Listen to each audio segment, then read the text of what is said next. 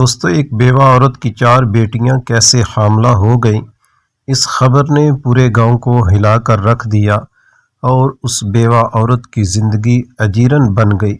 آج کی اس ویڈیو میں ہم آپ کو بتائیں گے کہ اس بیوہ عورت کی یہ 4 بیٹیاں جو کہ بہت نیک تھیں، نیک سیرت تھیں اور اچھی تعلیم حاصل کر رہی تھیں، وہ حاملہ کیسے ہو گئی اور اس خبر کی وجہ سے اس بیوہ عورت پر کیا قیامت ٹوٹی۔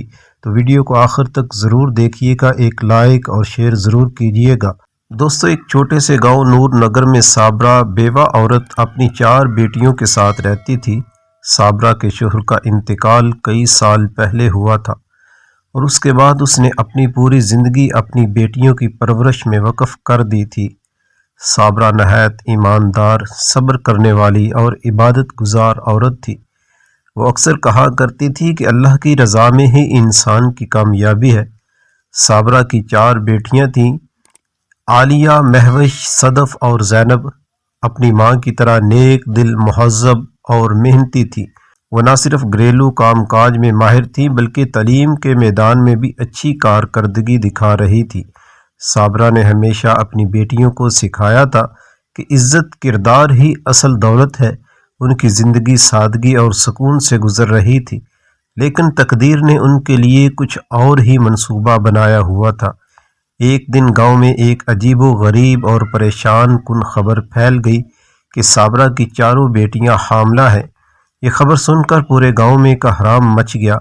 ہر طرف چہم گوئیاں ہونے لگیں اور لوگ صابرہ کے گھر کے باہر جمع ہونے لگے۔ کچھ لوگ حیران تھے، کچھ غصے میں اور کچھ افسوس کر رہے تھے۔ یہ افواہ ایسے وقت میں پھیلی جب صابرہ اور اس کی بیٹیاں اپنے روزمرہ کے کاموں میں مشغول تھیں۔ ان کے لیے یہ بات نہایت حیرت انگیز اور ناقابل برداشت تھی۔ صابرہ کی آنکھوں سے آنسو بہنے لگے، لیکن اس نے خود کو مضبوط رکھا اور کہا، اللہ سچ کا ساتھ دے گا۔ صابرہ نے اپنی بیٹیوں کی معصومیت پر کامل یقین رکھتے ہوئے گاؤں کے علماء اور بزرگوں سے مدد طلب کی۔ گاؤں کے معزز افراد نے معاملے کی سنجیدگی کو دیکھتے ہوئے ایک تحقیقاتی کمیٹی تشکیل دی، جس کا مقصد معاملے کی تہہ تک پہنچنا تھا۔ تحقیقات کے دوران معلوم ہوا کہ گاؤں کی حکیمہ نے ان 4 بہنوں کو کچھ دوائیاں دی تھیں جو ان کی صحت کے لیے ضروری تھی۔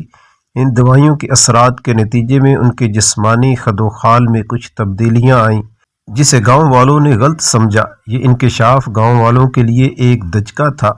حکیمہ نے بھی اپنی غلطی تسلیم کرتے ہوئے کہا کہ اسے اندازہ نہیں تھا کہ اس کے دیے گئے علاج سے اس طرح کی افواہیں پھیل سکتی ہیں۔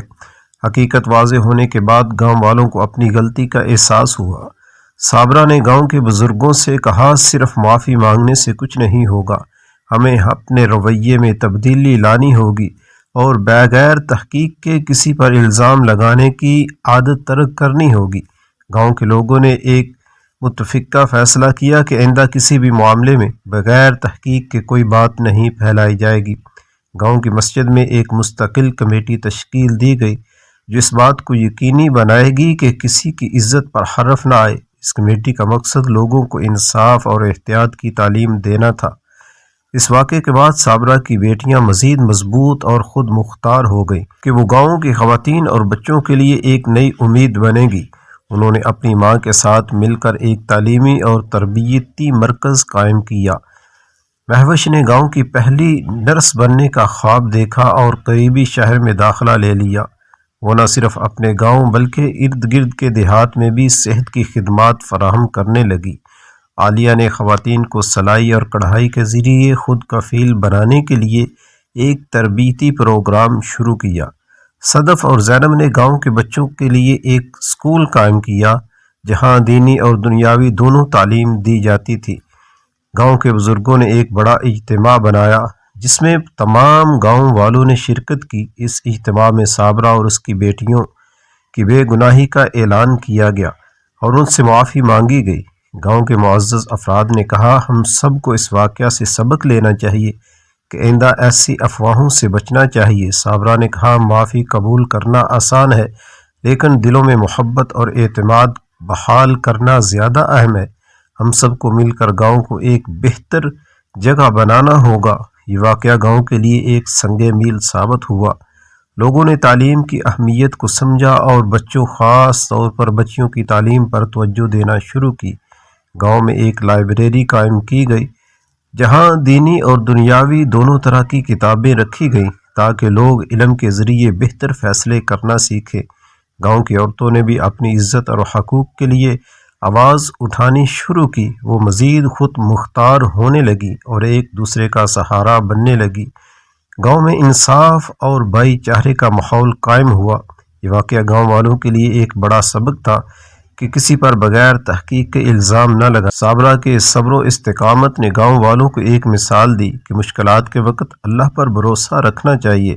صابرہ اور اس کی بیٹیاں دوبارہ اپنی سادہ اور پرسکون زندگی کی طرف لوٹ گئیں۔ گاؤں والوں نے بھی ان کے ساتھ محبت اور عزت کا برتاؤ کرنا شروع کر دیا۔ اس واقعے کے بعد گاؤں میں ہمیشہ تحقیق اور انصاف کو اہمیت دی جاتی ہے۔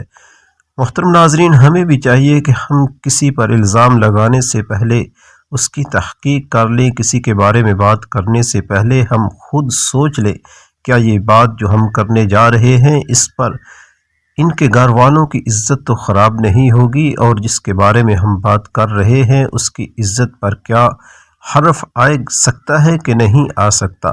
لہٰذا ہمیں ہر کام کرنے سے پہلے سوچنا چاہیے، تولنا چاہیے۔ وہ کہتے ہیں کہ پہلے تولو پھر بولو، اور جب اس طرح ہم کریں گے۔ صابرہ کے صبر و استقامت نے گاؤں والوں کو ایک مثال دی کہ مشکلات کے وقت اللہ پر بھروسہ رکھنا چاہیے۔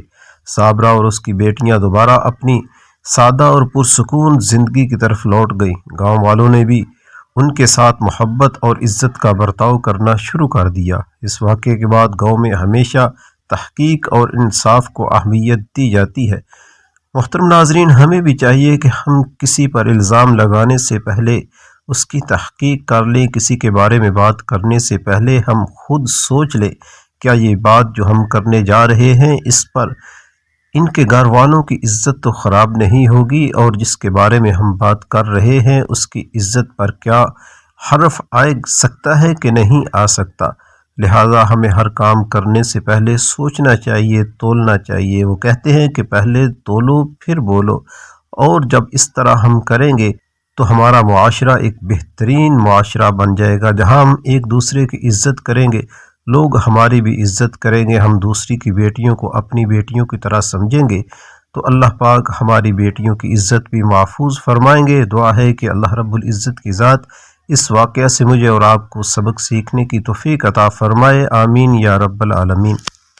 تو ہمارا معاشرہ ایک بہترین معاشرہ بن جائے گا جہاں ہم ایک دوسرے کی عزت کریں گے، لوگ ہماری بھی عزت کریں گے۔ ہم دوسری کی بیٹیوں کو اپنی بیٹیوں کی طرح سمجھیں گے تو اللہ پاک ہماری بیٹیوں کی عزت بھی محفوظ فرمائیں گے۔ دعا ہے کہ اللہ رب العزت کی ذات اس واقعہ سے مجھے اور آپ کو سبق سیکھنے کی توفیق عطا فرمائے، آمین یا رب العالمین۔